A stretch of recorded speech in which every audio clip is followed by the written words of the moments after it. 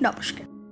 শুরু করছি সাহিত্য সম্রাট ঋষি বঙ্কিমচন্দ্র চট্টোপাধ্যায় বিষ বৃক্ষ উপন্যাসটি আমি ধারাবাহিকভাবে পাঠ করছি। আজ 7ম পর্ব। সঙ্গে থাকুন, শুনতে থাকুন বিষ বৃক্ষ।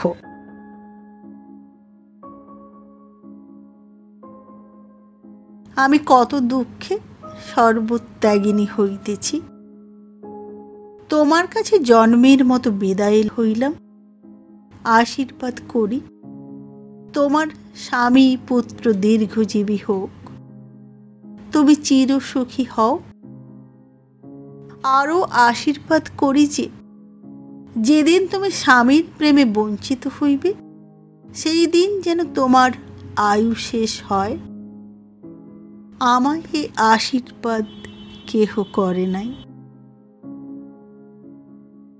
যে বিষ বৃক্ষের বীজ বপন হইতে ফলোৎপত্তি এবং ফলভোগ পর্যন্ত ব্যাখ্যানে আমরা প্রবৃত্ত হইয়াছি, তাহা সকলেরই গৃহ প্রাঙ্গণে রোপিত আছে। রিপুর প্রাবল্য ইহার বীজ, ঘটনাধীনে তাহা সকল ক্ষেত্রে উক্ত হইয়া থাকে। কেহই এমন মনুষ্য নাই যে তাহার চিত্ত রাগ দেশ কাম ক্রোধাদির অস্পৃশ্য। জ্ঞানী ব্যক্তিরাও ঘটনাধীনে সেই সকল রিপু কর্তৃক বিচলিত হইয়া থাকেন। কিন্তু মনুষ্যে প্রভেদ এই যে কেহ আপন উচ্ছ্বলিত মনোবৃত্তি সকল সংযত করিতে পারেন এবং সংযত করিয়া থাকেন। সেই ব্যক্তি মহাত্মা। কেহ বা আপন চিত্ত সংযত করে না, তাহারই জন্য বিষ বৃক্ষের বীজ উক্ত হয়। চিত্ত সংযমের অভাবে ইহার অঙ্কুর, তাহাতেই এ বৃক্ষের বৃদ্ধি। এই বৃক্ষ মহাতেজস্বী, একবার ইহার পুষ্টি হইলে আর নাশ নাই, এবং ইহার শোভা অতিশয় নয়ন প্রীতিকর। দূর হইতে ইহার বিবিধ বর্ণ পল্লব ও সমুৎফুল্ল মুকুল দাম দেখিতে অতি রমণীয়, কিন্তু ইহার ফল বিষময়। যে খায় সেই মরে। ক্ষেত্রভেদে বিষ বৃক্ষের নানা ফল ফলে, পাত্র বিশেষে বিষ বৃক্ষে রোগ শোকাদির নানাবিধ ফল। চিত্ত সংযম পক্ষে প্রথমত চিত্ত সংযমে প্রবৃত্তি, দ্বিতীয়ত চিত্ত সংযমের শক্তি আবশ্যক। ইহার মধ্যে শক্তি প্রকৃতি জন্যা, প্রবৃত্তি শিক্ষা জন্যা। প্রকৃতি ও শিক্ষার উপর নির্ভর করে। সুতরাং চিত্ত সংযম পক্ষে শিক্ষাই মূল। কিন্তু গুরুপদেশকে কেবল শিক্ষা বলিতেছি না, অন্তঃকরণের পক্ষে দুঃখ ভোগী প্রধান শিক্ষা। নগেন্দ্রের এ শিক্ষা কখনো হয় নাই। জগদীশ্বর তাহাকে সকল সুখের অধিপতি করিয়া পৃথিবীতে পাঠাইয়াছিলেন। কান্ত রূপ, অতুল ঐশ্বর্য, নিরোগ শরীর, সর্বব্যাপিনী বিদ্যা, সুশীল চরিত্র, স্নেহময়ী সাধ্বী স্ত্রী, এ সকল একজনের ভাগ্যে প্রায় ঘটে না। নগেন্দ্রের এ সকলই ঘটিয়েছিল। প্রধান পক্ষে নগেন্দ্র নিজ চরিত্র গুণে চিরকাল সুখী। তিনি সত্যবাদী অথচ প্রিয়ংবদ, পরোপকারী অথচ ন্যায় নিষ্ঠ, দাতা অথচ মিতব্যয়ী, স্নেহশীল অথচ কর্তব্য কর্মে স্থির সংকল্প। পিতা মাতা বর্তমান থাকিতে তাহাদিগের নিতান্ত ভক্ত এবং প্রিয়কারী ছিলেন। ভার্যার প্রতি নিতান্ত অনুরক্ত ছিলেন।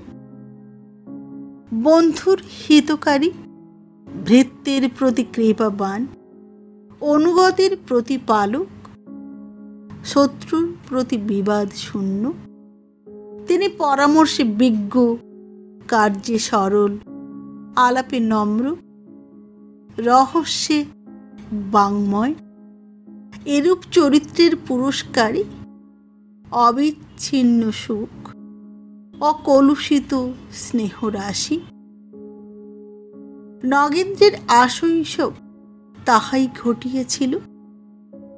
তাহার দেশে সম্মান, বিদেশে যশ, অনুগত ভৃত্য, প্রজাগণের সন্নিধানে ভক্তি, সূর্যমুখীর নিকট অবিচলিত, অপরিমিত, অকলুষিত স্নেহরাশি। যদি তাহার কপালে এত সুখ না ঘটিত, তবে তিনি কখনো এত দুঃখী হইতেন না। দুঃখী না হইলে লোভে পড়িতে হয় না। যাহার যাহাতে অভাব, তাহার তাহাতেই লোভ। কুন্দ নন্দিনীকে লুব্ধ লোচনে দেখিবার পূর্বে নগেন্দ্র কখনো লোভে পড়েন নাই, কেননা কখনো কিছুরই অভাব জানিতে পারেন নাই। সুতরাং লোভ সংবরণ করিবার জন্য যে মানসিক অভ্যাস বা শিক্ষা আবশ্যক, তাহা তাহার হয় নাই। এই জন্যই তিনি চিত্ত সংযমে প্রবৃত্ত হইয়াও সক্ষম হইলেন না। অবিচ্ছিন্ন সুখ দুঃখের মূল। পূর্বগামী দুঃখ ব্যতীত স্থায়ী সুখ জন্মে না। নগেন্দ্রের যে দোষ নাই এমতো বলি না, তাহার দোষ গুরুতর। প্রায়শ্চিত্ত গুরুতর আরম্ভ হইল। বলা বাহুল্য যে, যখন সূর্যমুখীর পলায়নের সংবাদ গৃহমধ্যে রাষ্ট্র হইল, তখন তাহার অন্বেষণে লোক পাঠাইবার বড় তাড়াতাড়ি পড়িয়ে গেল। নগেন্দ্র চারিদিকে লোক পাঠাইলেন, শ্রীশচন্দ্র লোক পাঠাইলেন, কমলমণি চারিদিকে লোক পাঠাইলেন। বড় বড় দাসীরা জলের কলসি ফেলিয়া ছুটিল। হিন্দুস্থানি দারোয়ানেরা বাঁশের লাঠি হাতে করিয়া তুল ভরা ফরাসির ছিটের মেরজাই গায়ে দিয়া মশমশ করিয়া নাগরা জুতার শব্দ করিয়া চলিল। খানসামারা গামছা কাঁধে গোট কাঁকালে মা ঠাকুরানীকে ফেরাতে চলিল। কতকগুলি আত্মীয় লোক গাড়ি লইয়া বড় রাস্তায় গেল। গ্রামস্থ লোক মাঠে ঘাটে খুঁজিয়া দেখিতে লাগিল। কোথাও বা গাছতলায় কমিটি করিয়া তামাকু পোড়াইতে লাগিল। ভদ্রলোকেরাও বারোয়ারির আটচালায়, শিবের মন্দিরের রকে, ন্যায় কচকচি ঠাকুরের টোলে এবং অন্যান্য তথাবিধ স্থানে বসিয়া ঘোঁট করিতে লাগিলেন। মাগি ছাগি স্নানের ঘাটগুলাকে ছোট আদালত করিয়া তুলিল। বালক মহলে ঘোর পরবাহ বাঁধিয়া গেল। অনেক ছেলে ভরসা করিতে লাগিল পাঠশালায় ছুটি হইবে। প্রথমে শ্রীশচন্দ্র, নগেন্দ্র এবং কমলকে ভরসা দিতে লাগিলেন। তিনি কখনো পথ হাঁটেন নাই। কত দূর যাইবেন? এক পোয়া আধক্রোশ পথ গিয়ে কোথাও বসিয়ে আছেন, এখনই সন্ধান পাইব। কিন্তু যখন 2-3 ঘন্টা অতীত হইল, অথচ সূর্যমুখীর কোনো সংবাদ পাওয়া গেল না, তখন নগেন্দ্র স্বয়ং তাহার সন্ধানে বাহির হইলেন। কিছুক্ষণ রৌদ্রে পড়িয়া মনে করিলেন, আমি খুঁজিয়া বেড়াইতেছি, কিন্তু হয়তো সূর্যমুখীকে এতক্ষণ বাড়ি আনিয়াছে। এই বলিয়া ফিরিলেন। বাড়ি আসিয়া দেখিলেন সূর্যমুখীর কোনো সংবাদ নাই। আবার বাহির হইলেন। আবার ফিরিয়া বাড়ি আসিলেন। এইরূপ দিনমান গেল। বস্তুত শ্রীশচন্দ্র যাহা বলিয়াছিলেন তাহা সত্য। সূর্যমুখী কখনো পদব্রজে বাটির বাহির হন নাই। কত দূর যাইবেন? বাটি হইতে অর্ধক্রোশ দূরে একটা পুষ্করিণীর ধারে আম্র বাগানে শয়ন করিয়াছিলেন। একজন খানসামা যে অন্তঃপুরে যাতায়াত করিত, সেই সন্ধান করিতে করিতে সেইখানে আসিয়া তাহাকে দেখিল। চিনিয়া বলিল, আজ্ঞে আসুন। সূর্যমুখী কোনো উত্তর করিলেন না। সে আবার বলিল, আজ্ঞে আসুন। বাড়িতে সকলে বড় ব্যস্ত হইয়াছেন। সূর্যমুখী তখন ক্রোধ ভরে কহিলেন, আমাকে ফিরাইবার তুই কে? খানসামা ভীত হইল, তথাপি সে দাঁড়াইয়া রহিল। সূর্যমুখী তাহাকে কহিলেন, তুই যদি এখানে দাঁড়াইবি তবে এই পুষ্করিণীর জলে আমি ডুবিয়া মরিব। খানসামা কিছু করিতে না পারিয়া দ্রুত গিয়া নগেন্দ্রকে সংবাদ দিল। নগেন্দ্র শিবিকা লইয়া স্বয়ং সেইখানে আসিলেন, কিন্তু তখন আর সূর্যমুখীকে সেখানে পাইলেন না। নিকটে অনুসন্ধান করিলেন, কিন্তু কিছুই হইল না। সূর্যমুখী সেখান হইতে উঠিয়া গিয়ে এক বনে বসিয়েছিলেন। সেখানে এক বুড়ির সঙ্গে সাক্ষাৎ হইল। বুড়ি কাঠ কুড়াইতে আসিয়াছিল, কিন্তু সূর্যমুখীর সন্ধান দিতে পারিলে ইনাম পাওয়া যাইতে পারে, অতএব সেও সন্ধানে ছিল। সূর্যমুখীকে দেখিয়া জিজ্ঞাসা করিল, হ্যাঁ গা, তুমি কি আমাদের মা ঠাকুরানী গা? সূর্যমুখী বলিলেন, না বাছা। বুড়ি বলিল, হ্যাঁ, তুমি আমাদের মা ঠাকুরানী। সূর্যমুখী বলিলেন, তোমাদের মা ঠাকুরানী কে গা? বুড়ি বলিল, বাবুদের বাড়ির বউ গা। সূর্যমুখী বলিলেন, আমার গায়ে কি সোনাদানা আছে? না বাছা, আমার গায়ে কি সোনাদানা আছে যে আমি বাবুদের বাড়ির বউ? বুড়ি ভাবিল, তাও তো বটে। সে তখন কাঠ কুড়াইতে কুড়াইতে অন্য বনে গেল। দিনমান এইরূপে বৃথায় গেল। রাত্রেও কোনো ফল লাভ হইল না। তৎপর দিন ও তৎপর দিনও কার্যসিদ্ধি হইল না, অথচ অনুসন্ধানেরও ত্রুটি হইল না। পুরুষ অনুসন্ধানকারীরা প্রায় কেহই সূর্যমুখীকে চিনিত না। তাহারা অনেক কাঙাল গরিব ধরিয়া আনিয়া নগেন্দ্রের সম্মুখে উপস্থিত করিল। শেষে ভদ্রলোকের মেয়ে ছেলেদের একা পথে ঘাটে স্নান করিতে যাওয়া দায় ঘটিল। একা দেখিলেই নগেন্দ্রের নেমখালাল হিন্দুস্থানীরা মা ঠাকুরানী বলিয়া পাছু লাগিত এবং স্নান বন্ধ করিয়া অকস্মাৎ পালকি বেহারা আনিয়া উপস্থিত করিত। অনেকে কখনো পালকি চড়ে নাই, সুবিধা পাইয়া বিনা ব্যয়ে পালকি চড়িয়া লইল। শ্রীশচন্দ্র আর স্থির থাকিতে পারিলেন না। কলিকাতায় গিয়ে অনুসন্ধান আরম্ভ করিলেন। কমলমণি গোবিন্দপুরে থাকিয়া অনুসন্ধান করিতে লাগিলেন। কুন্দনন্দিনী যে সুখের আশা করিতে কখনো ভরসা করেন নাই, তাহার সে সুখ হইয়াছিল। তিনি নগেন্দ্রের স্ত্রী হইয়াছিলেন। যেদিন বিবাহ হইল, কুন্দনন্দিনী মনে করিলেন এ সুখের সীমা নাই, পরিমাণ নাই। তাহার পর সূর্যমুখী পলায়ন করিলেন। তখন মনে পরিতাপ হইল। মনে করিলেন সূর্যমুখী আমাকে অসময়ে রক্ষা করিয়েছিল, নহিলে আমি কোথায় যাইতাম। কিন্তু আজই সে আমার জন্য গৃহত্যাগী হইল। আমি সুখী না হইয়া মরিলে ভালো ছিল। দেখিলেন সুখের সীমা আছে।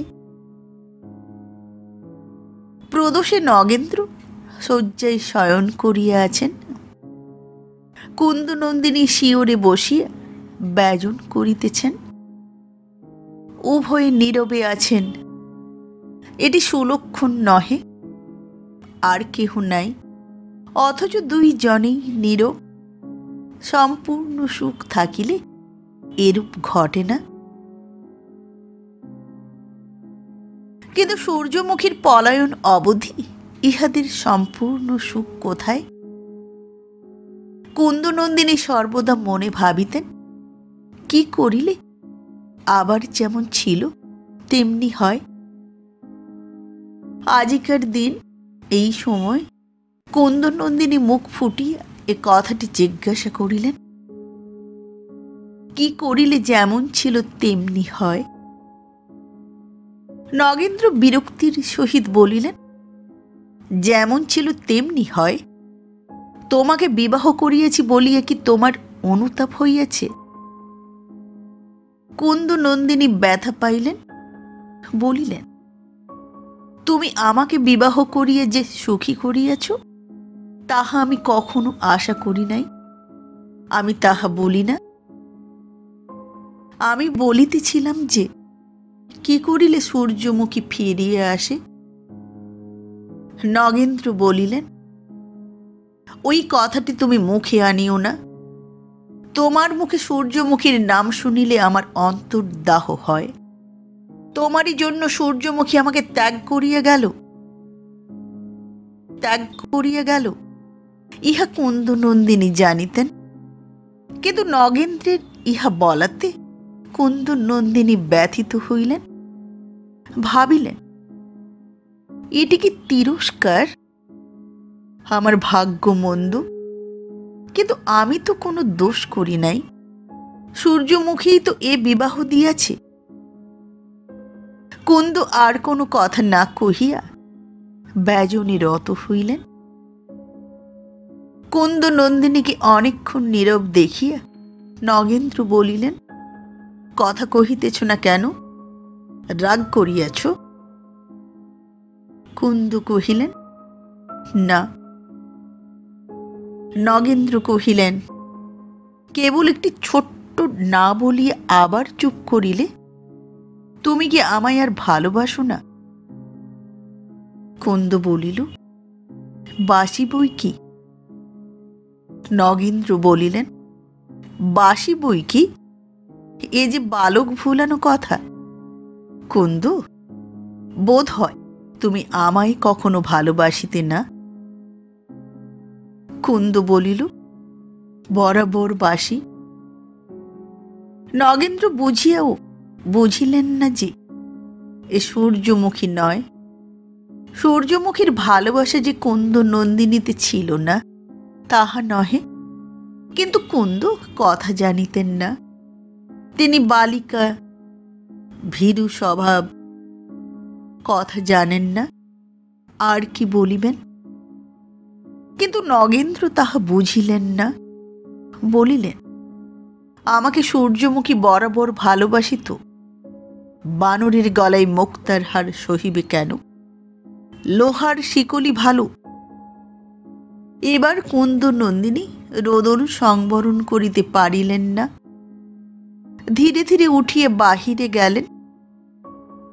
এমন কেহ ছিল না যে তাহার কাছে রোদন করেন। কমলমণি আসা পর্যন্ত কুন্দ তাহার কাছে যান নাই। কুন্দনন্দিনী আপনাকে এ বিবাহের প্রধান অপরাধিনী বোধ করিয়া লজ্জায় তাহার কাছে মুখ দেখাইতে পারেন নাই। কিন্তু আজিকার মর্মপীড়া সহৃদয়া স্নেহময়ী কমলমণির সাক্ষাতে বলিতে ইচ্ছা করিলেন। সেদিন প্রণয়ের নৈরাশ্যের সময় কমলমণি তাহার দুঃখে দুঃখী হইয়া তাহাকে কোলে লইয়া চক্ষের জল মোছাইয়া দিয়াছিলেন। সেই দিন মনে করিয়া তাহার কাছে কাঁদিতে গেলেন।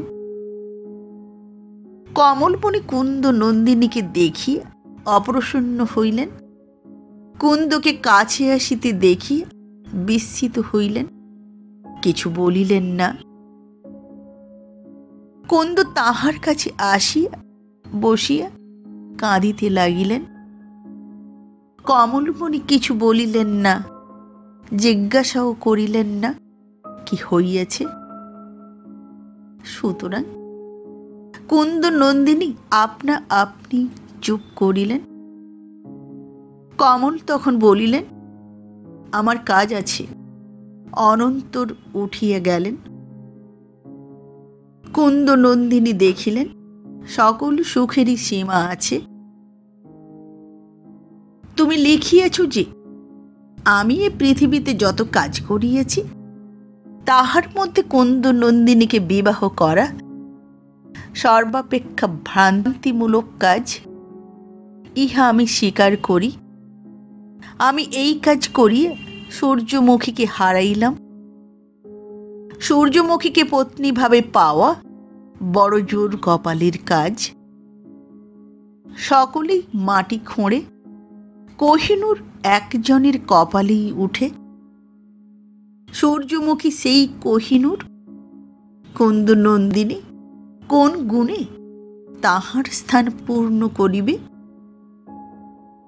হরদেব ঘোষালের প্রতি নগেন্দ্র দত্তের পত্র। তবে কুন্দ নন্দিনীকে তাহার স্থলাভিষিক্ত করিয়াছিলাম কেন? ভ্রান্তি, ভ্রান্তি। এখন চেতনা হইয়াছে। কুম্ভকর্ণের নিদ্রা ভঙ্গ হইয়াছিল মরিবার জন্য, আমারও মরিবার জন্য এ মোহনিদ্রা ভাঙিয়াছে। এখন সূর্যমুখীকে কোথায় পাইব? আমি কেন কুন্দ নন্দিনীকে বিবাহ করিয়াছিলাম? আমি কি তাহাকে ভালোবাসিতাম? ভালোবাসিতাম বই কি, তাহার জন্য উন্মাদগ্রস্ত হইতে বসিয়েছিলাম, প্রাণ বাহির হইতেছিল। কিন্তু এখন বুঝিতেছি সে কেবল চোখের ভালোবাসা। নহিলে আজি 15 দিবস মাত্র বিবাহ করিয়াছি। এখনই বলিব কেন আমি তাহাকে ভালোবাসিতাম? ভালোবাসিতাম কেন? এখনো ভালোবাসি। কিন্তু আমার সূর্যমুখী কোথায় গেল? অনেক কথা লিখিব মনে করিয়াছিলাম, কিন্তু আজ আর পারিলাম না। বড় কষ্ট হইতেছে। এতে নগেন্দ্র দত্ত। হরদেব ঘোষালের উত্তর। আমি তোমার মন বুঝিয়াছি। কুন্দ নন্দিনীকে ভালোবাসিতে না এমন নহে। আমি তোমার মন বুঝিয়াছি, এখনো ভালোবাসো। কিন্তু সে যে কেবল চোখের ভালোবাসা, ইহা যথার্থই বলিয়াছ। সূর্যমুখীর প্রতি তোমার গাঢ় স্নেহ কেবল 2 দিনের জন্য কুন্দ নন্দিনীর ছায়ায় তাহা আবৃত হইয়াছিল। এখন সূর্যমুখীকে হারাইয়া তাহা বুঝিয়াছ। যতক্ষণ সূর্যদেব অনাচ্ছন্ন থাকেন ততক্ষণ তাহার কিরণে সন্তাপিত হই, মেঘ ভালো লাগে। কিন্তু সূর্য অস্ত গেলে বুঝিতে পারি সূর্যদেবী সংসারের চক্ষু। সূর্য বিনা সংসার আঁধার। তুমি আপনার হৃদয়ে না বুঝিতে পারিয়া এমন গুরুতর ভ্রান্তিমূলক কাজ করিয়াছ। ইহার জন্য আর তিরস্কার করিব না, কেননা তুমি যে ভ্রমে পড়িয়াছিলে আপনা হইতে তাহার অপনোদন বড় কঠিন। মনের অনেকগুলি ভাব আছে, তাহার সকলকেই লোকে ভালোবাসা বলে। কিন্তু চিত্তের যে অবস্থায় অন্যের সুখের জন্য আমরা আত্মসুখ বিসর্জন করিতে শত প্রস্তুত হই, তাহাকে প্রকৃত ভালোবাসা বলা যায়। শত প্রস্তুত হই অর্থাৎ ধর্মজ্ঞান বা পুণ্যাকাঙ্ক্ষায় নহে। সুতরাং রূপবতীর রূপ ভোগ লালসা ভালোবাসা নহে। যেমন ক্ষুধাতুরের ক্ষুধাকে অন্যের প্রতি প্রণয় বলিতে পারি না, তেমনি কামাতুরের চিত্ত চাঞ্চল্যকে রূপবতীর প্রতি ভালোবাসা বলিতে পারি না। সেই চিত্ত চাঞ্চল্যকেই আর্য কবিরা মদন সরোজ বলিয়া বর্ণনা করিয়াছেন। যে বৃত্তির কল্পিত অবতার বসন্ত সহায় হইয়া মহাদেবের ধ্যানভঙ্গ করিতে গিয়েছিলেন, যাহার প্রাসাদে কবির বর্ণনার মৃগেরা মৃগীদিগের গাত্রে গাত্র কণ্ডুয়ন করিতেছে, করিগণ করিণী দিগকে পদ্ম মৃণাল ভাঙিয়া দিতেছে, সেই এই রূপজ মোহমাত্র। এ বৃত্তিও জগদীশ্বর প্রেরিতা, ইহা দ্বারাও সংসারের ইষ্ট সাধন হইয়া থাকে এবং ইহা সর্বজীব মুগ্ধকারী। কালিদাস, বাইরন, জয়দেব ইহার কবি, বিদ্যাসুন্দর ইহার ভেঙান, কিন্তু ইহা প্রণয় নহে। প্রেম বুদ্ধিবৃত্তিমূলক। প্রণয়াস্পদ ব্যক্তির গুণ সকল যখন বুদ্ধিবৃত্তি দ্বারা পরিগৃহীতা হয়, হৃদয় সেই সকল গুণে মুগ্ধ হইয়া তৎপ্রতি সমাকৃষ্ট এবং সঞ্চালিত হয়, তখন সেই গুণাধারের সংসর্গ লিপ্সা এবং তৎপ্রতি ভক্তি জন্মে। ইহার ফল সহৃদয়তা এবং পরিণামে আত্মবিস্মৃতি ও আত্মবিসর্জন। এই যথার্থ প্রণয়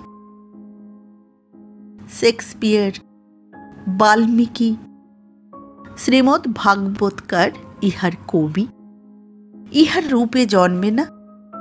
প্রথমে বুদ্ধি দ্বারা গুণ গ্রহণ, গুণ গ্রহণের পর আসঙ্গ লিপ্সা, আসঙ্গ লিপ্সা সফল হইলে সংসর্গ, সংসর্গ ফলে প্রণয়, প্রণয়ে আত্মবিসর্জন। আমি ইহাকেই ভালোবাসা বলি।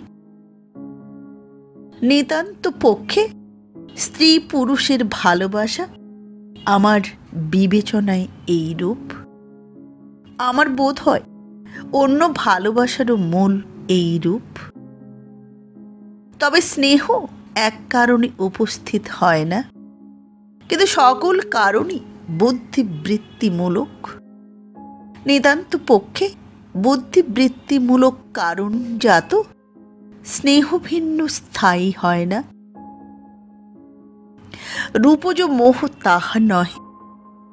রূপ দর্শনজনিত যে সকল চিত্ত বিকৃতি, তাহার তীক্ষ্ণতা পৌন পুণ্যে হ্রস্ব হয়, অর্থাৎ পৌন পুণ্যে পরিতৃপ্তি জন্মে।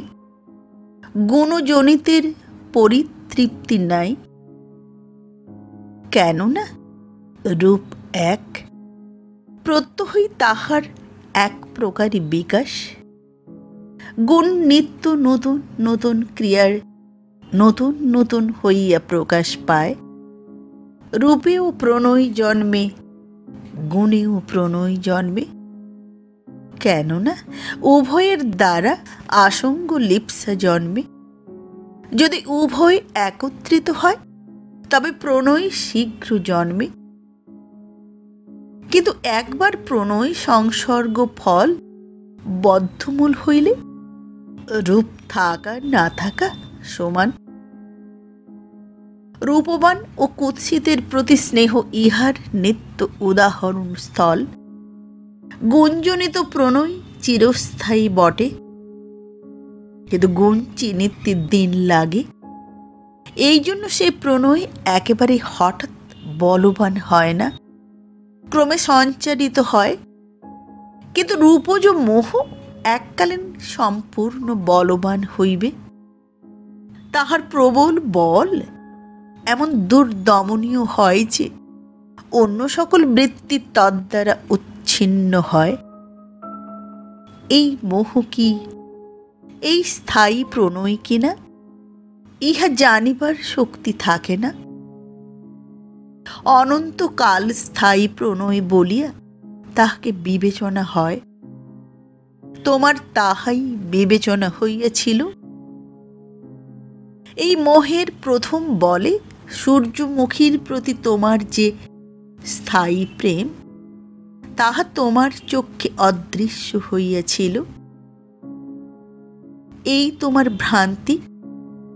এ ভ্রান্তি মনুষ্যের স্বভাব সিদ্ধ। অতএব তোমাকে তিরস্কার করিব না, বরং পরামর্শ দিই, ইহাতেই সুখী হইবার চেষ্টা করো। তুমি নিরাশ হইও না। সূর্যমুখী অবশ্য পুনরাগমন করিবেন। তোমাকে না দেখিয়ে তিনি কতকাল থাকিবেন? যতদিন না আসেন তুমি কুন্দ নন্দিনীকে স্নেহ করিও। তোমার পত্রা দিতে যতদূর বুঝিয়েছি, তাহাতে বোধ হইয়াছে তিনিও গুণহীনা নহেন। রূপজ মোহ দূর হইলে কালে স্থায়ী প্রেমের সঞ্চার হইবে। তাহা হইলে তাহাকে লইয়াই সুখী হইতে পারিবে। এবং যদি তোমার জ্যেষ্ঠা ভার্যার সাক্ষাৎ আর না পাও, তবে তাহাকে ভুলিতেও পারিবে। বিশেষ কনিষ্ঠা তোমাকে ভালোবাসেন। ভালোবাসায় কখনো অযত্ন করিবে না, কেননা ভালোবাসাতেই মানুষের একমাত্র নির্মল এবং অবিনশ্বর সুখ। ভালোবাসাই মনুষ্য জাতির উন্নতির শেষ উপায়।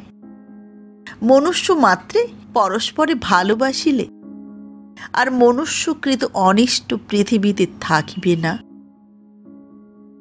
নগেন্দ্রনাথের প্রত্যুত্তর। তোমার পত্র পাইয়া মানসিক ক্লেশের কারণ এ পর্যন্ত উত্তর দিই নাই। তুমি যাহা লিখিয়াছ তাহা সকলই বুঝিয়াছি, এবং তোমার পরামর্শই যে সৎ পরামর্শ তাহাও জানি। কিন্তু গৃহে মনস্থির করিতে পারি না। 1 মাস হইল আমার সূর্যমুখী আমাকে ত্যাগ করিয়া গিয়েছেন, আর তাহার কোনো সংবাদ পাইলাম না। তিনি যে পথে গিয়েছেন আমিও সেই পথে যাইবার সংকল্প করিয়াছি। আমিও গৃহত্যাগ করিব, দেশে দেশে তাহার সন্ধান করিয়া বেড়াইব।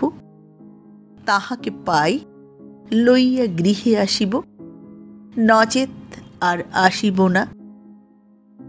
কুন্দ নন্দিনীকে লইয়া আর গৃহে থাকিতে পারি না। সে চক্ষুশূল হইয়াছে। তাহার দোষ নাই, দোষ আমারই। কিন্তু আমি তাহার মুখদর্শন আর সহ্য করিতে পারি না। আগে কিছু বলিতাম না, এখন নিত্য ভর্ৎসনা করি। সে কাঁদে, আমি কি করিব? আমি চলিলাম। শীঘ্র তোমার সহিত সাক্ষাৎ হইবে।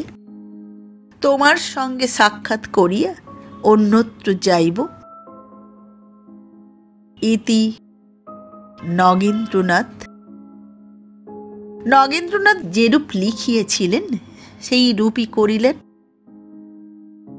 বিষয়ের রক্ষণাবেক্ষণের ভার দেওয়ানের উপর ন্যস্ত করিয়া অচিরাৎ গৃহত্যাগ করিয়া পর্যটনে যাত্রা করিলেন। কমলমণি অগ্রেই কলিকাতায় গিয়েছিলেন। সুতরাং এ আখ্যায়িকার লিখিত ব্যক্তিদিগের মধ্যে কুন্দ নন্দিনী একাই দত্তদিগের অন্তঃপুরে রহিলেন, আর হীরা দাসী তাহার পরিচর্যায় নিযুক্ত রহিল। দত্তদিগের সেই সুবিস্তৃত পুরী অন্ধকার হইল। যেমন বহু দ্বীপ সমুজ্জ্বল, বহু লোক সমাকীর্ণ, গীতধ্বনিপূর্ণ নাট্যশালা, নাট্যরঙ্গ সমাপন হইলে পর অন্ধকার জনশূন্য নীরব হয়, এই মহাপুরী সূর্যমুখী নগেন্দ্র দত্ত কর্তৃক পরিত্যক্ত হইয়া সেইরূপ আঁধার হইল। যেমন বালক চিত্রিত পুত্তলি লইয়া একদিন ক্রীড়া করিয়া পুতুল ভাঙিয়া ফেলিয়া দেয়, পুতুল মাটিতে পড়িয়া থাকে, তাহার উপর মাটি পড়ে, তৃণাদি জন্মিতে থাকে, তেমনি কুন্দ নন্দিনী ভগ্ন পুতুলের ন্যায় নগেন্দ্র কর্তৃক পরিত্যক্ত হইয়া একাকিনী সেই বিস্তৃতা পুরী মধ্যে অযত্নে পড়িয়া রহিলেন। যেমন দাবানলে বনদাহকালীন শাবক সহিত পক্ষিণীর দগ্ধ হইলে পক্ষিণী আহার লইয়া আসিয়া দেখে বৃক্ষ নাই, বাসা নাই, শাবক নাই, তখন বিহঙ্গী নিরান্বেষণে উচ্চ কাতরোক্তি করিতে করিতে সেই দগ্ধ বনের উপরে মণ্ডলে মণ্ডলে ঘুরিয়া বেড়ায়।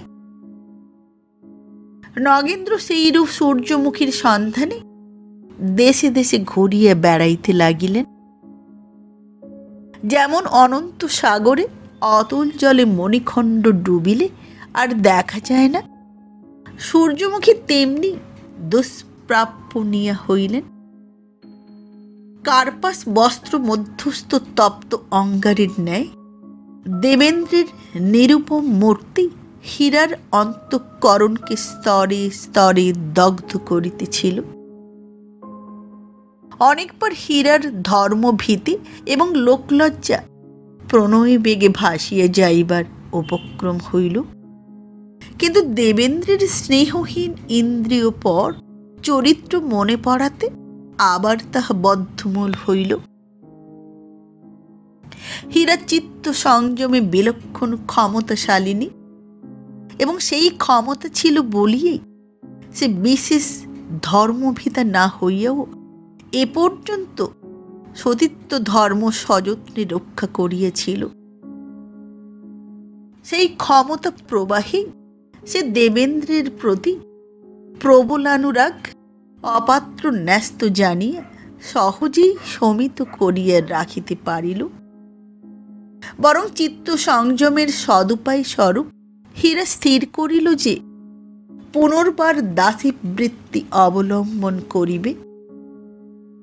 পরগৃহের গৃহকর্মাদিতে অনুদিন নিরত থাকিলে সে অন্য মনে এই বিফলানুরাগের বৃশ্চিক দংশন স্বরূপ জ্বালা ভুলিতে পারিবে। নগেন্দ্র যখন কুন্দ নন্দিনীকে গোবিন্দপুরে রাখিয়া পর্যটনে যাত্রা করিলেন, তখন হীরা ভূতপূর্ব আনুগত্যের বলে দাসিত্ব ভিক্ষা করিল। কুন্দের অভিপ্রায় জানিয়া নগেন্দ্র হীরাকে কুন্দ নন্দিনীর পরিচর্যায় নিযুক্ত রাখিয়া গেলেন। হীরার পুনর্বার দাসীবৃত্তি স্বীকার করার আরেকটি কারণ ছিল।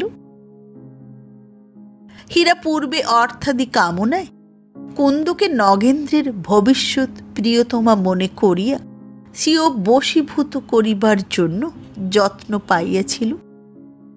ভাবিয়াছিল নগেন্দ্রের অর্থ কুন্দের হস্তগত হইবে, কুন্দের হস্তগত অর্থ হীরার হইবে। এক্ষণে সেই কুন্দ নগেন্দ্রের গৃহিণী হইল।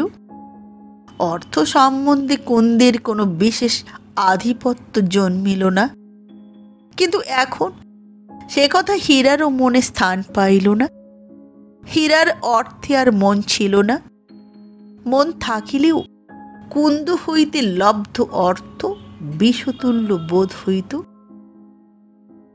হীরা আপন নিষ্ফল প্রণয় যন্ত্রণা সহ্য করিতে পারিত, কিন্তু কুন্দ নন্দিনীর প্রতি দেবেন্দ্রের অনুরাগ সহ্য করিতে পারিল না।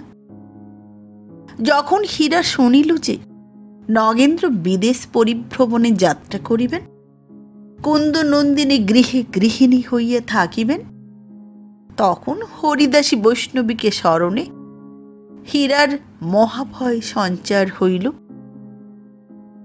হীরা হরিদাসী বৈষ্ণবীর যাতায়াতের পথে কাঁটা দিবার জন্য প্রহরী হইয়া আসিল।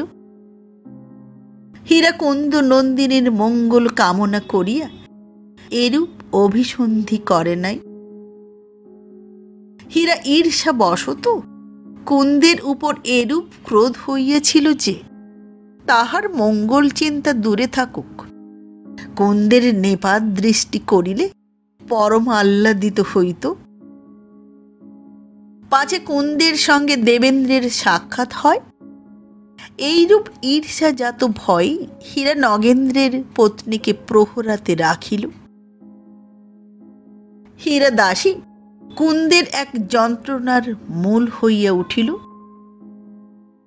কুন্দ দেখিল হীরার সে যত্ন, মমতা বা প্রিয় বাদিনীত্ব নাই। দেখিল যে হীরা দাসী হইয়া তাহার প্রতি সর্বদা অশ্রদ্ধা প্রকাশ করে এবং তিরস্কৃত ও অপমানিত করে। কুন্দ নিতান্ত শান্ত স্বভাব, হীরার আচরণে নিতান্ত পীড়িতা হইয়াও কখনো তাহাকে কিছু বলিত না। কুন্দ শীতল প্রকৃতি, হীরা উগ্র প্রকৃতি। এই জন্য কুন্দ প্রভুপত্নী হইয়াও দাসীর নিকট দাসীর মতো থাকিতে লাগিল, হীরা দাসী হইয়াও প্রভুপত্নীর প্রভু হইয়া বসিল।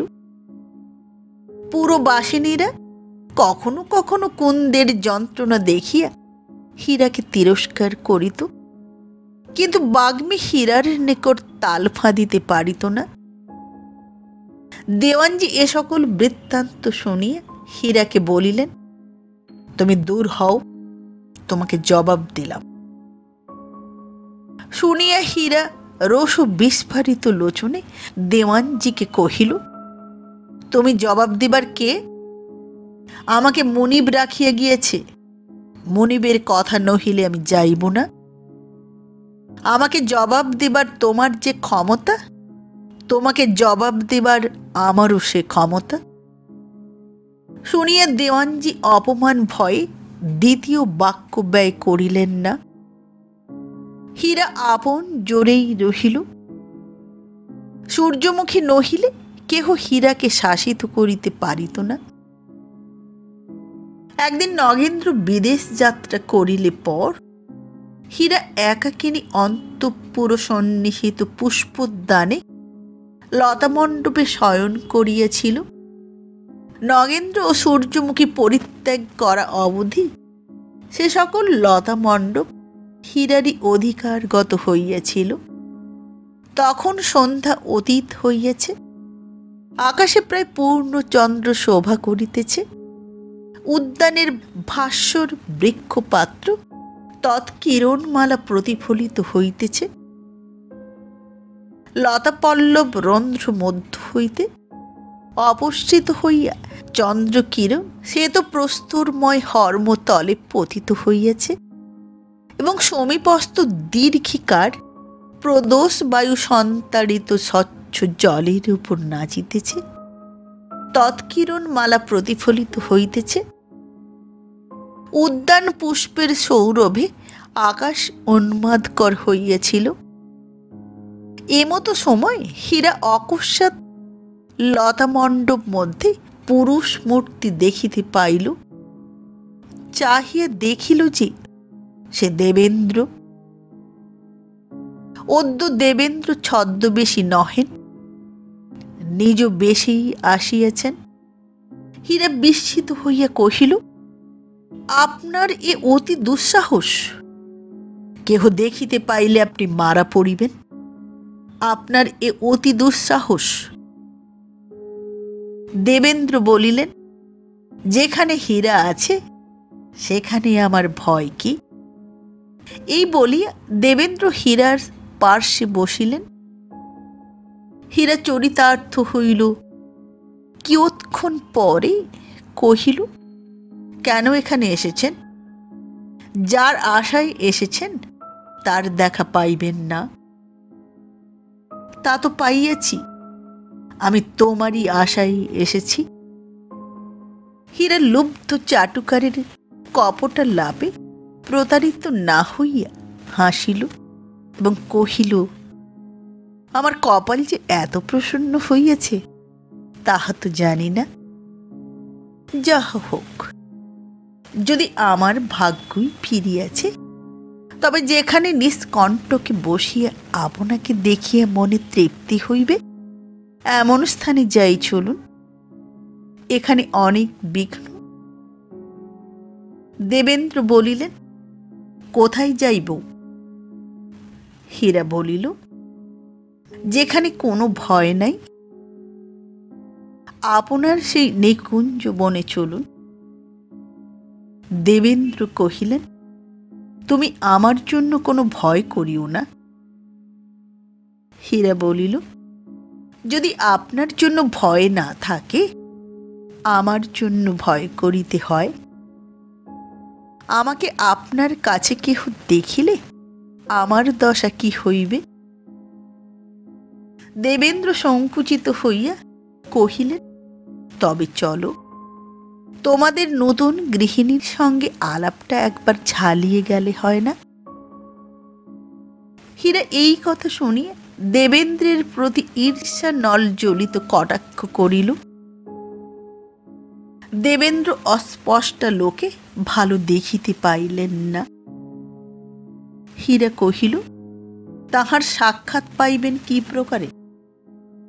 দেবেন্দ্র বিনীতভাবে কহিলেন, তুমি কৃপা করিলে সকলই হয়। হীরা কহিল, তবে এইখানে আপনি সতর্ক হইয়া বসিয়া থাকুন, আমি তাহাকে ডাকিয়া আনিতেছি। এই বলিয়া হীরা লতামণ্ডপ হইতে বাহির হইল। কিয়দ্দূর আসিয়া এক বৃক্ষান্তরালে বসিল এবং তখন তাহার কণ্ঠরুদ্ধ নয়ন বাড়ি দর বিগলিত হইয়া বহিতে লাগিল। পরে গাত্রোত্থান করিয়া বাড়ির মধ্যে প্রবেশ করিল, কিন্তু কুন্দনন্দিনীর কাছে গেল না। বাহিরে গিয়ে দ্বার রক্ষক দিগকে কহিল, তোমরা শীঘ্র আইসো, ফুলবাগানে চোর আসিয়াছে। তখন দোবে, চোবে, পাড়ে এবং তেওয়ারি পাকা বাঁশের লাঠি হাতে করিয়া অন্তঃপুর মধ্য দিয়া ফুল বাগানের দিকে ছুটিল। দেবেন্দ্র দূর হইতে তাহাদের নাগরা জুতার শব্দ শুনিয়া দূর হইতে কালো কালো গালপাট্টা দেখিতে পাইয়া লতামণ্ডপ হইতে লাফ দিয়া বেগে পলায়ন করিল। তেওয়ারি গোষ্ঠী কিছু দূর পশ্চাৎ ধাবিত হইল। তাহারা দেবেন্দ্রকে ধরিতে পারিয়াও ধরিল না। কিন্তু দেবেন্দ্র কিঞ্চিত পুরস্কৃত না হইয়া গেলেন না। পাকা বাঁশের লাঠির আস্বাদ তিনি প্রাপ্ত হইয়াছিলেন কিনা আমরা নিশ্চিত জানি না, কিন্তু দারবান কর্তৃক শ্বশুরা, শালা প্রভৃতি প্রিয় সম্বন্ধ সূচক নানা মিষ্ট সম্বোধনের দ্বারা অভিহিত হইয়াছিলেন, এমতো আমরা শুনিয়াছি। এবং তাহার ভৃত্য একদিন তাহার প্রসাদী ব্রান্ডি খাইয়া পরদিবস আপন উপপত্নীর নিকট গল্প করিয়াছিল যে, আজ বাবুকে তেল মাখাইবার সময় দেখি যে তাহার পিঠে একটা কালশিরা দাগ। দেবেন্দ্র গৃহে গিয়া দুই বিষয়ে স্থির কল্প হইলেন। প্রথম, হীরা থাকিতে তিনি আর দত্তবাড়ি যাইবেন না। দ্বিতীয়, হীরাকে ইহার প্রতিফল দিবেন। পরিণামে তিনি হীরাকে গুরুতর প্রতিফল প্রদান করিলেন। হীরার লঘু পাপে গুরুদণ্ড হইল। হীরা এমতো গুরুতর শাস্তি প্রাপ্ত হইল যে তাহা দেখিয়া শেষে দেবেন্দ্রের পাষাণ হৃদয় বিদীর্ণ হইয়াছিল। নমস্কার, আজ এই পর্যন্ত। আগামী পর্বে দেখা হবে উপন্যাসের পরবর্তী অংশ নিয়ে। আজকের মতো নমস্কার।